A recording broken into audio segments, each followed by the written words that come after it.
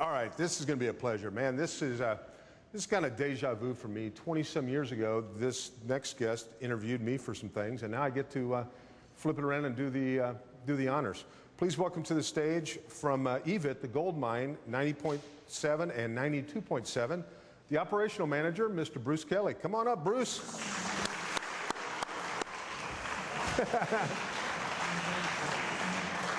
Very nice. Very nice. Very, very graceful, Mr. Kelly. Okay, I'm hurt. I'm hurt very badly because of that. Yes, 27 years ago, we used to do a TV show together with a giant cactus. It's on YouTube. It's very embarrassing. Just put in Mark Cordes, Bruce Kelly, giant cactus. It's actually really... the cactus was the star of the show. Is that That's right. He was the star. Oh, stop it right there. There. What is this? Oh my gosh! That's Michael J. Fox. And who's the guy on the left with hair? Looks kind of like Brad Pitt. Holy, you're right. A young Brad Pitt. Yeah. Wow. Okay, please take that down. Thank you very much. So we're at Cobblestone up in Scottsdale. Robert from Cobblestone over there. We're at his Cobblestone store in Scottsdale. And of course I'm, where's my car? Where's my car? And all of a sudden I hear a voice behind me going, I know who that is. It's Cordes. So we're both up there at Cobblestone, where it would be the only place that we would get our cars washed. Brown nose. And so we start talking about, oh, I'm getting back injections, and he goes, oh, testosterone. I mean, we turn into these two guys from Sun City. Yeah, but my knee is here. Yeah, but have you seen my this and that? And it's sad, really. It is very sad. We've aged poorly, as you can see. But we're both 35-ish. Yes. Hopefully I'll get there in the waist one day. But Mark is sponsoring the baby shower. If you'd like to come, I will be delivering late November, correct? Yeah, yes. Well, you tell me. Very nice. We're registered at Dillard's. Well, good to have you here. Thank you so much. Tell us what's going on at the gold mine at EVIT. Well, in case you're not familiar, we have a radio station at the East Valley Institute of Technology. Actually, we have two radio stations. We have our original signal that started at 90.7, which is an East Valley signal. And then back on May 1st, we got our second signal, 92.7, which is way up on top of South Mountain. So our growth has been exponential and phenomenal since that May 1st launch of our second signal. I now do the morning show. I was on the radio here. Most of you were probably 14. From 84 to 2000, in which I went to go build a little company called XM Satellite Radio. But leaving the Valley, and ever since I've wanted to come back, and when this opportunity opened up to come and give back what has been given to me for almost 40 years of my broadcast career, I leapt at the chance. And if anybody has ever been to EVIT, this is not the Fonzie Votech of the 70s, where they put all the incorrigibles and let's go, revamp a 63 Corvair. This is almost a junior college, a prep for college, and also for students that are juniors and seniors throughout the 10 districts of the East Valley to be able to enter the workforce immediately and either go on to college later or enter the workforce with our 42 classes that we have available for students and for adults. But the radio station is a non-commercial radio station. We play top 40 music. And we are basically the same kind of revenue model as a Channel 8. We are non-commercial, but we do take sponsorships. Does anybody here own a business? Anybody here own a business? I have 2,000 business cards right here. Okay, and all this money goes to fund our program, which, by the way, is record-setting of 112 students coming from these high schools to just join our broadcasting program. We're undergoing construction right now of a state-of-the-art digital broadcast center. We have sponsors from Thoroughbred Chevrolet to Holiday Inn to Papa John's. Our Apple iOSs just went up, our scans. We just set a record of 1,700 scans for this size operation with Apple. Got a nice little plaque from them.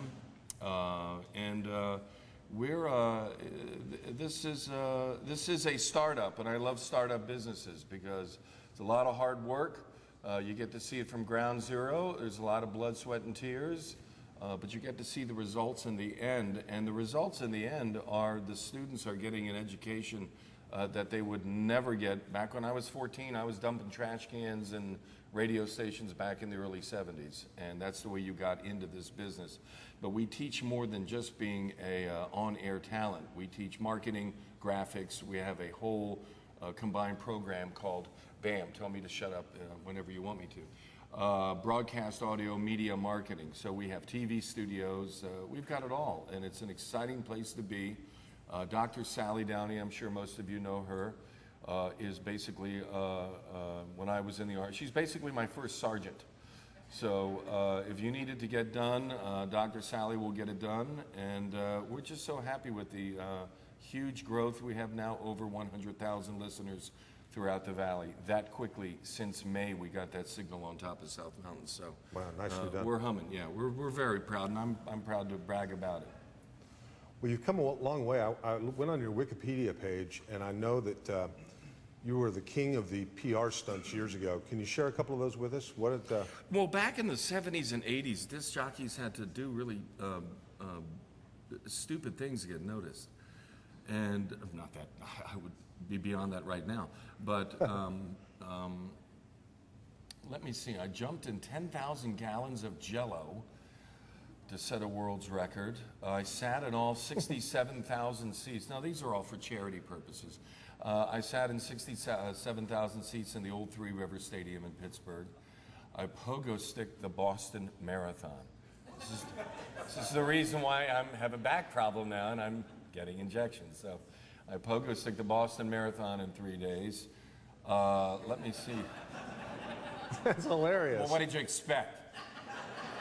It's 28 frickin' miles on a pogo stick from Hopkinton, Mass to the Prue in downtown Boston. We actually have that on YouTube if you'll... Oh, no, please I'm totally don't. kidding.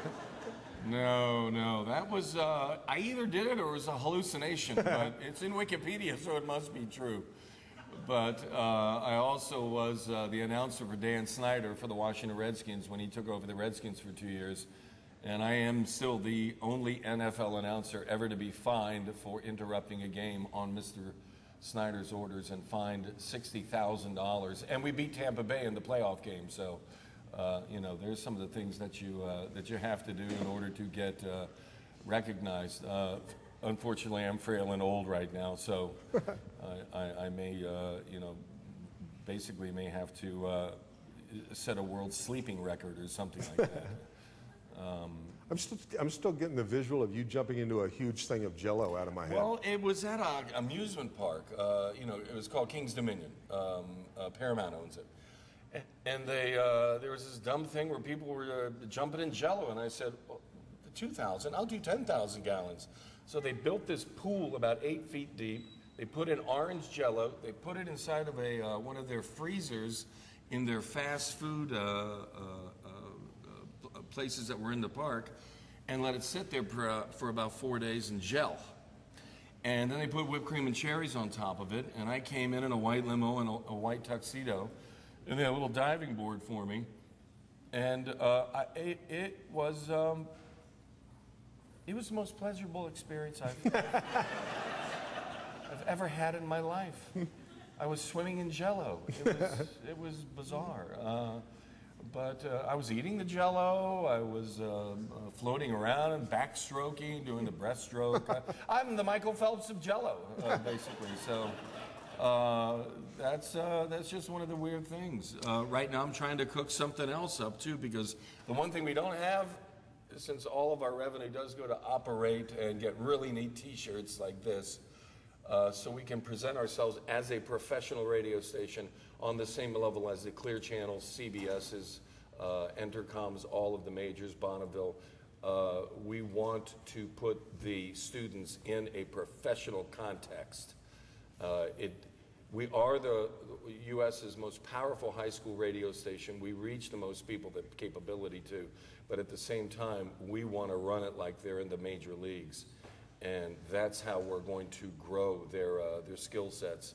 And hopefully they can move on into either being on the air. We already have students. We got a kid that works for Pixar from a couple years ago with his 3D animation. We have students that work for Clear Channel CBS right now. They already go in knowing the software. There's no more tapes or records. It's all software. It's all drop and drag.